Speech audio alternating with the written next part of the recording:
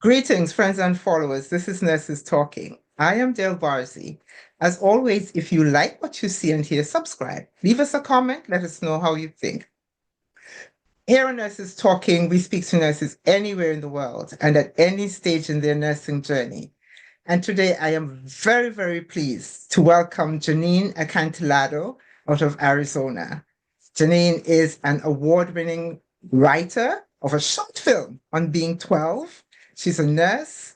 She is a lead facilitator, dare to lead facilitator, a leadership development consultant, a certified executive coach, and so much more. So, welcome, Jeannine. Thank you. Thank you for having me. And I'm excited to be here. I am excited to have you. And as we said earlier, it's been a while since we've been trying to get together. So it's like the culmination of several months of juggling. But Yeah. what led you? What inspired you to become a nurse? So I wish I had some really great story around how I made this decision. And I think what happened was I had already had a degree in psychology and a degree in women's studies. And I think my program in women's studies, you have to remember this was back in the early 80s, was one of the first women's studies programs in the country. And I was from a small town in Ohio. And I thought, oh, I want to learn all about this, right? Huh? And I got a degree in it. And then afterwards, I traveled and I did some fun things. But uh, what do you do with the With degree in psychology and women's studies? My father was a teacher. My mom cared for us at home and worked from home for a photographer. And like, I didn't know then what to do with it. And so I was traveling and I had this little small apartment in Paris in this place where every room shared like one toilet for 22 rooms kind of thing. It was one of those. And yes. I have to get serious. Like, what am I going to do for money? And so I just thought, what could I do anywhere in the world that I could continue to travel and like make a contribution and have something value add that I could get paid for? And in that moment, I thought I could be a nurse. And so literally, I went down the steps, put all my francs into a phone booth, called Ohio State University because I'm from Ohio, and said, "Could you send me an application?" I gave them my address and I said Paris, and she was like, "Paris, House Pennsylvania?" friends? I'm like, "No, Paris, France." And she was like, "Okay." And at the time, believe it or not, it was kind of hard to get into nursing school because I don't know. It was just really competitive and there weren't a Yeah. lot of spots for it then. I don't think Hmm. the structure supported having a lot of students at the time. So I was delighted that I got in and I rushed home to Ohio State and started nursing school. And I didn't really give it much thought.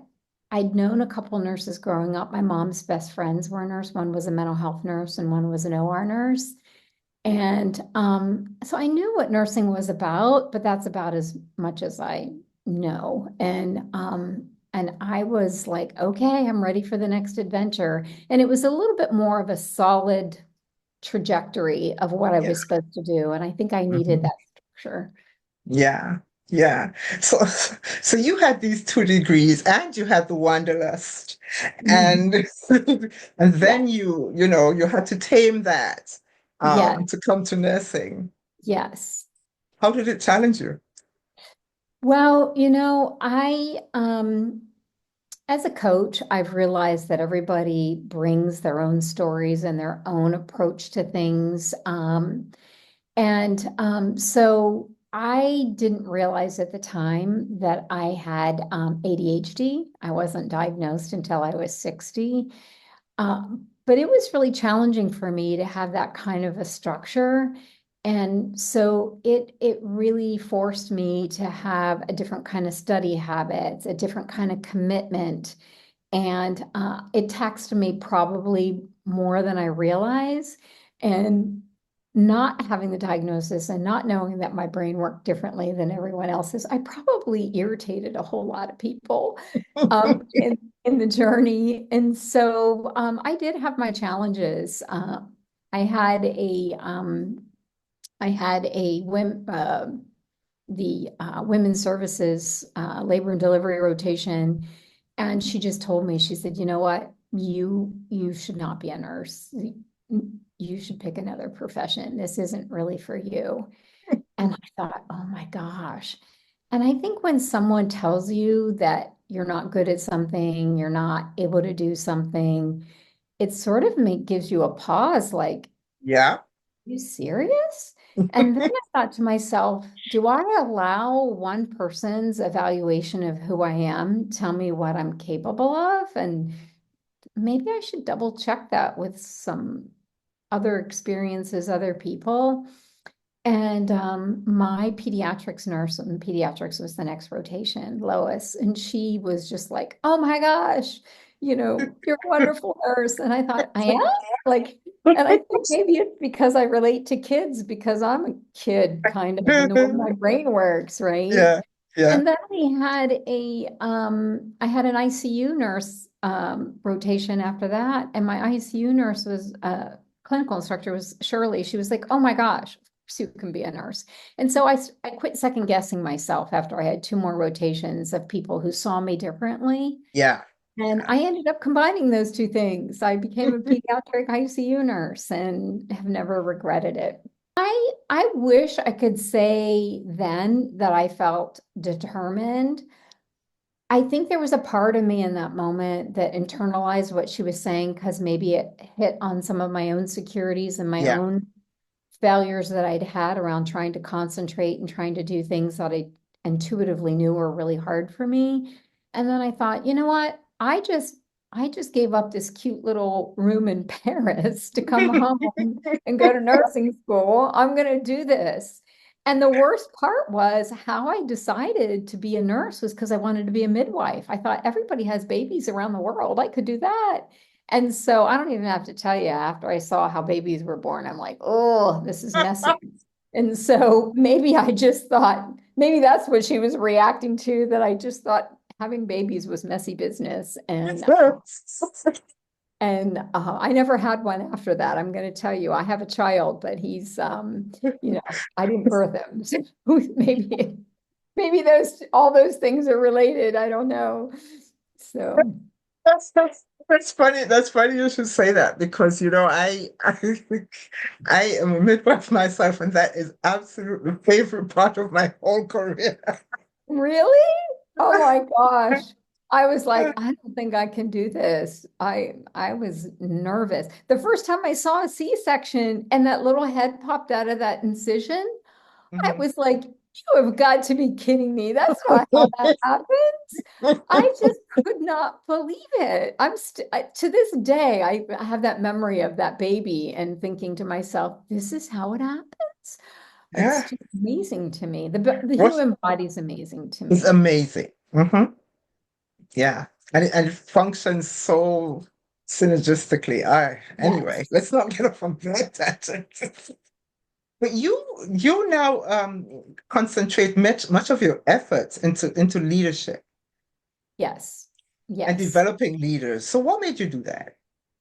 Well, one of the things back to the body that I think is really fascinating is we develop compensatory mechanisms. And I learned that in cardiac care, if your body's not working this way, you make adaptations this way and you find your Mhm. way to survive as much as you possibly can. And I really feel that happens in cultures and work dynamics. And I think it happens in leadership too. And one of the things that I have a very different philosophy about workplace incivility and getting along and team dynamic. And from doing this work and coaching and interim work, I was an interim leader and I'd go Mhm. places, they'd say, oh, the culture's a mess. And I'm like, no, no, no. There are very individual people here creating a culture, and we have to meet them where they are, hear what's troubling them, create systems that help them, and they will be their best selves. People are driven to be their best selves. I really believe that. Nobody wakes up in the morning and says, how can I irritate a bunch of people today? I just don't believe that happens. I And agree. so if we're in a work environment where people are being a little snarky or a little unhappy or there's usually some bigger dynamic that's that's causing them, it's like salt in a wound, right? Yeah. And Yeah. sometimes we're not curious about that. And and so in my training as a coach, I started doing these emotional intelligence assessments. And people would watch these 8 video vignettes and answer questions, not about what they would or should do, but what they're thinking and feeling in the moment, as if they were Mm-hmm. in the film. And it helped me understand that everybody has an emotional pattern that drives their decision and their thought process and their feelings. And so that pattern then gets translated into our choices and into our work and how we show up and in our relationships. And so when I wind that back now, I look back and I think to myself, some of the strife that we have in workplace is because our story gets poked. Something deep within us that was a wound in another place. Somebody says something, does something, and we associate that and we say, and I Mm-hmm. think about, my labor and delivery instructor, and she poked a wound in me too. It's sort of like, oh, Yeah. she doesn't think I can't do it. I must not be able to. And so I think that there's messages that we carry with us and they get poked sometimes, and we don't stay curious to what those are. Mm-hmm. And then we leak on other people, we bleed on other people from not taking care of those. And so there's a even more of a responsibility when you're a leader to know yourself that deeply. And I really try to help leaders see and heal from some of those stories they tell themselves so that they can show up better, differently for their people. Yeah, yeah, yeah. And I absolutely, I looked at the trailer of one of your movies and I saw what resonated with me, in you're getting people to look at themselves. And is that very often in our profession, we promote people into leadership roles, without fitting them for that role. Mhm. And, that's a recipe for disaster, because that person uh, feels themselves to be a square peg in a round hole, and therefore cannot really function, let alone function Mhm. effectively Mhm. in that way. And what I found from this journey is that the people who are attracted to healthcare have a deep need to contribute and to use all their skills and abilities to make a difference. And that's the best part of nursing, is to be able to contribute and make a difference. The downside of that is sometimes we get very narrow on what we think our contribution is or should be, Hmm. or what other Hmm. people's contribution is or should be. And we get very driven by, if I think I know what you need, and I start to not listen to what you tell me you need. And that there's a small nuance in being able to say, I can see the big picture, but you have a very different lens of that big picture. So you tell me what it is that I can do for you, as Yeah. opposed to let me hurry up, make a sweep of everything that's happening, and I'll tell you what you need, right? It just doesn't work. It doesn't create connection. It doesn't help Yeah. people to feel seen and heard. And in addition to that, I think that goes in reverse. I think that nurses can see their leader as human on a journey, needing to learn about themselves, needing the mirror held for them too, and that we can be in relationship and grow one another regardless of job titles. And I will tell you that my biggest growth came from my most challenging employees as a leader, because it forced me to say, what is my part in this? Yeah. I appreciated it deeply. And it just builds that self-awareness. So strife and conflict and things that get said are not always bad things if you can see your part in it. Yeah, yeah, yeah, yeah, yeah, yeah. And as you were talking just now, I was thinking to myself that sometimes it is very hard for us to see ourselves. We are so educated and so focused, laser focused on taking care of others, Right, that we don't even see, what we need. right. Or we We can't name it. we And can't the other name it. thing that's in my data is it's really hard to ask for help. Yeah. We want to give help, but we don't think we should be the receiver of the help. And Hmm. so we don't know how to ask for what we need. It never even occurs to us to reach out until we're hitting our breaking point. Yeah. And that worries me because that contributes to people leaving the profession Yeah. or not wanting to participate fully in their work environments, or and just the alienation or isolation comes from having to feel like you have to do it alone. And it Yeah. worries me for Yeah. nurses. Yeah. It does. It does because then we get on that particular treadmill of having to do it alone and we don't know how to get off. Mhm. And it's what I call it is the silent suffering. And in the emotional intelligence data that I have, I've done more than 1,500 of these assessments on mostly nursing, educators, leaders. And no matter what your role is, a lot of times you're coming and you're saying, I have to do a really good job, which is great, which we love that about nurses. That's why they're so trusted. We want to be our best, but we're silent about the things that we suffer about, or we're hard on ourselves. The lack of self-compassion in nursing is startling to me, especially it shows up in the data. We have the data. It's we cannot cut ourselves a break. Yeah. We we talk mean to ourselves. We are unkind to ourselves, and we think that's the only thing that's going to motivate us to our best, and it's not true. Yeah. Community Yeah. is what brings us to our best. That's why I love doing this podcast with you and the work that you're doing, because it's community that we find healing and caring for one another. Yeah. Yeah. Yeah. And you're talking about talking mean to ourselves and all of that and using, finding very unhealthy ways to soothe ourselves. Yeah. Yeah.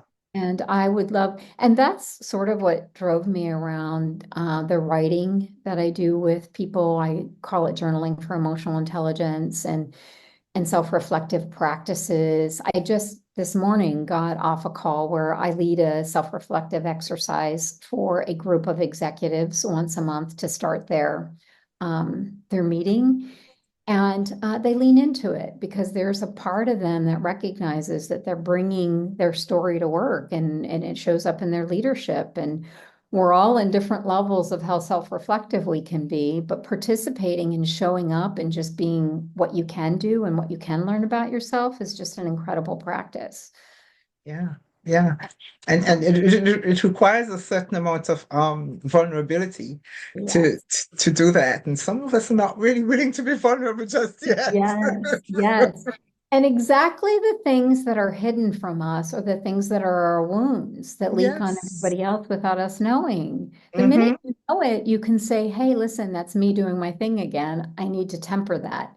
But when Yeah. you don't know it and you don't have words for it, it's all Yeah. over. Everyone else can see it but you, right? It's Yeah. your shadow self, right? So, and sometimes I get to that not just with writing. I just had a group of people draw their teacup, and I had been in a journaling program with one of my colleagues, Tracy O'Connell, and she had this exercise where she had somebody lead this teacup, and you had to write everything in your teacup what fills you, right? And it's amazing how we don't know what soothes us. What are those small little everyday things we could fill our cup with, right? And Yeah. so we did that as a group exercise. There's probably 30 or 40 people in the room, and they did their own teacup. And then I had them break up in their teams, the people that they work with. And I'm like, how would you fill the teacup of your team and the nurses that work with you? They were charge nurses and clinical A&Ms. And how would you fill that cup and keep it full as a team dynamic? And they just needed a little piece of artwork to get the conversation going. And they all have their images. And it was just a beautiful thing to watch. And that's self-reflection. That's how you find those nuggets, is hearing everybody else doing the exercise too. Yeah, yeah, yeah, yeah. And it seems to me as talking to you, Jeannine, it seems that you bring such a diverse approach, if diverse is the word, such a multifaceted approach to this that, I feel like people cannot help but gain something from it. Something from it. Yes, and there's a lot of people who have some great ideas. If you look around into the healthcare community, there's, Beth Boynton does this Yeah. improv, which I Mm-hmm. think is incredible. There's artists, there's writers, there's so many people doing so many creative things, but they're all getting to the same point, that Yes. that Yes. Yes. self-reflection. Yes. So does this mean to you then, since there's so many, I don't, it's not an overwhelming number, but we're all seem to be touching on this thing that we feel we need to touch on. Are we getting to critical mass? Are we getting to a point where we're more and more of us are recognizing it and we're going to get to do something about it that kind of tips the scales? I'm hoping that it's the idea when people call this when they call communication or conflict resolution or change management the soft skills. I have a visceral reaction to the idea that it's soft skills. I really believe that it's human skills, and in healthcare we take care of humans, so it's the most Yes. important skill, Yes. along with how we develop our expertise and how we grow and how we shift our mindset. Expertise doesn't come from just being smart. It comes from human skills and allowing Skills. people to imprint on you in some way, openness and expansiveness. How do we capitalize on that? And there's more to learn. There's more to learn and more to grow in when Always. you allow that. So, Always. yeah, Always. I don't think we're there yet. Until we get it into the nursing curriculum, Ah, and we start really looking at people and knowing who they are and what they bring as their unique gifts from day one in nursing, and have them actually say it and know it about themselves, we haven't arrived yet, in my opinion. you just answered the question I was just about to ask. I think our minds are in tandem. Yes, yes. You, but what made you though? Because you're a filmmaker. I will be in about 2 weeks. They're shot, they're edited, they're almost ready to go. Yes, I'm so excited to add that to my list of capabilities though. Yes, you're a filmmaker. And so I looked at this and I thought, well, what made her decide that a film was one of the best ways to do this or a good way to do this? Mhm. Well, I have a couple executive friends who believe in this work, this emotional intelligence work, and some of them have been on the journey with me for 10 years when I was a new coach and learning how to they were like number 13 or 14 of this emotional intelligence assessment that I do. And it's evolved over time. And when I was researching for, again, some exercises during COVID about what I could do to deepen people's self-reflection, I took this little class and it was like, you are every age you've ever been, write about one age. And I wrote about being 12. And then I got off of that and I went to another workshop about storytelling because we had decided that we were going to create this storytelling event where Hmm. nurses could highlight their stories. And I thought, oh, I have to know a little bit more about storytelling and the actual composition of the story. And I saw this little advertisement for a workshop and it said, also submit your stories here. And I thought, I can't go to the workshop. The timing wasn't right, but I'll submit the story I just wrote, completely unedited, yeah, just 750 words. And then I got this 3 months later, this is during COVID, like, you've won. And I'm like, won what? I didn't know What? I did it. And then 3 months later, someone contacted me on LinkedIn and said, do you have a picture of you when you were 12? And I said, who are you? And she said, I'm the director of your short film. I was like, what? I is that I don't read the fine print. I have ADHD, remember? So Yes. I was like, oh. And so after that little film won some awards and Best Young Actress, and this, relatively young actress who didn't have that many film credits. And she went on to be picked up by Steven Spielberg. And, she's done great since then. And Hmm. the director said, "You don't seem all that excited." And I said, "Well, I'd be more excited if it were the voices of healthcare." And Mm-hmm. it was a healthcare initiative. And she said, "Well, my mom's a nurse. Let's do it." And so the concept for that got born in 2021. And it's just taken me that long, get the storytelling event off the ground. Um, I work with an internal team. They've actually done the heavy lifting of creating a storytelling event.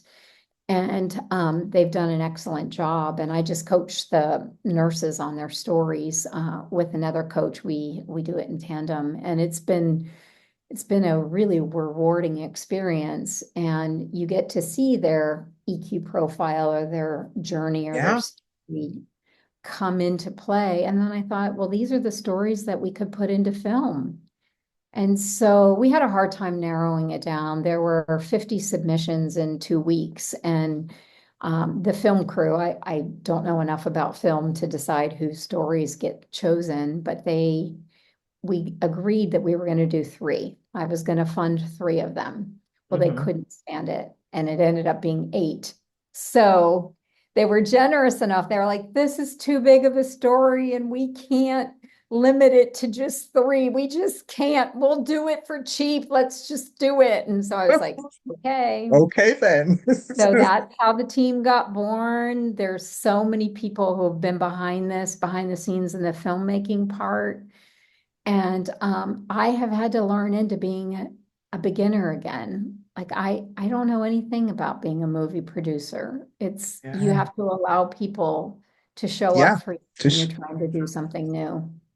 yeah. And that's Yeah. true in nursing too. When you want to Yeah. make a pivot, when you want to go to a new specialty, a new floor, do something different, even go to nursing school, you have to allow people to show up for you. Yeah. Yeah. Yeah. And isn't it great when all these pieces come together? Oh, yeah. It makes Yeah. me believe in the universe, the energy Indeed. and the spirit in the universe and how that all comes together. And knowing that you're part of that.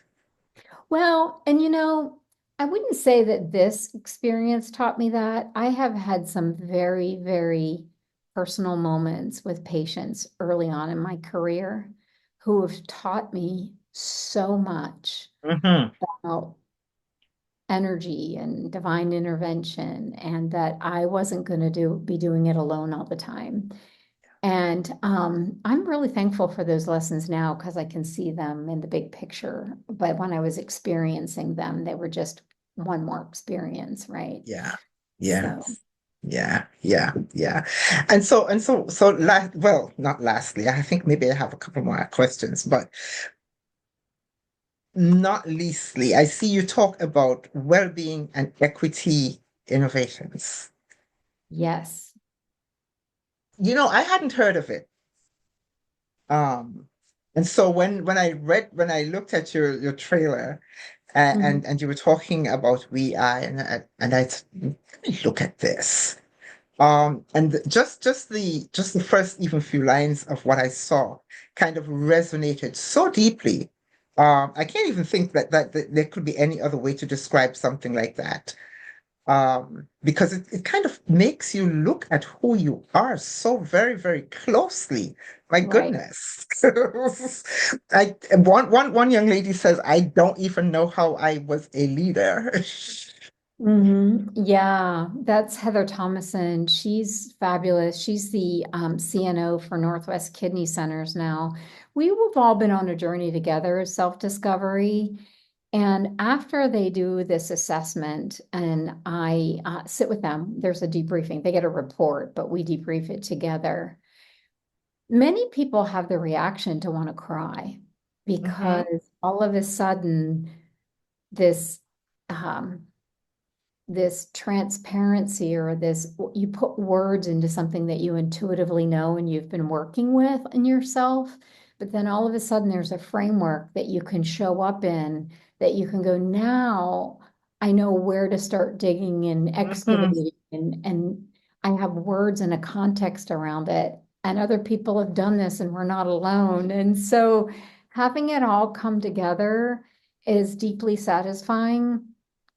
And for me, when I look at nurses, I know that every single one of them has an individual story, an individual pattern, an individual way of showing up. Not to put down other assessments, but I don't look at them as a label, like I'm an ENTP, I'm a number 7, I'm red, I'm blue, I'm a Yeah. dove, Hmm.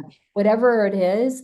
Those are all helpful to know, sort of like a little bit of a structure or category of you, but it's really different to know your very unique emotional pattern that no one has. No one. No one has. No one has. No one Your has. siblings don't have the same reaction to their childhood that you do because there was a different birth order. Your parents were different people every time they had a child. Like there's so many changes, right? Yep. Yep. Yep. Yeah. Yeah. Yeah. You just articulated something that I've felt so deeply, not in a negative way, but Mhm. something I did not anticipate. So I will quickly share that. I had two children. I had a son and a daughter, 15 months apart. And we had decided, well, this is it. We were gonna have two, and then that was it. And I stayed at home with them for a little bit, and then I went back to work. Well, guess what? 2 weeks after I went back to work, I was like, oh my goodness, I am pregnant. And so we had this third child who turned out to be another daughter. But I did not anticipate how having a third child would change the dynamic of our family.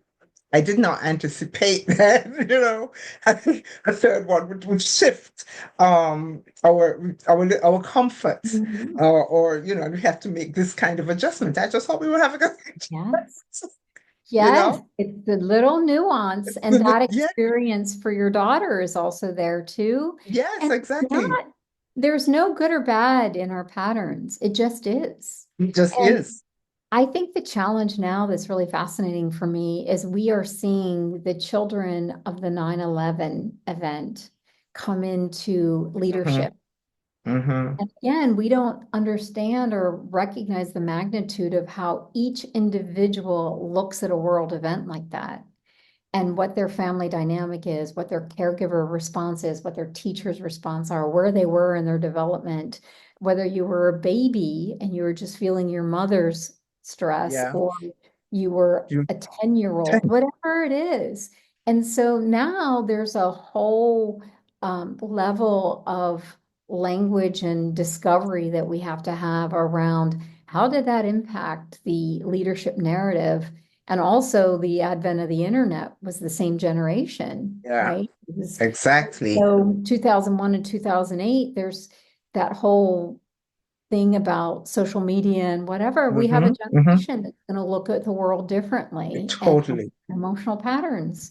And Yeah. we need to lean into the individuality of all that and see the grace and the expansiveness and growth that can come from that era. And then right when we get them all tuned up to knowing themselves, we have the COVID people who were children during COVID and sheltering in place, which is very different than 9/11, right? Yes. And for my mom's generation, her house was bombed during World War II. So there's an emotional pattern during that. And so if we can just allow people to have their own individual stories and allow them to weave through their life and their emotional patterning with self-discovery and excitement or expansiveness, that they have a beautiful story to tell no matter what their challenges have been, they're still Mm-hmm. here.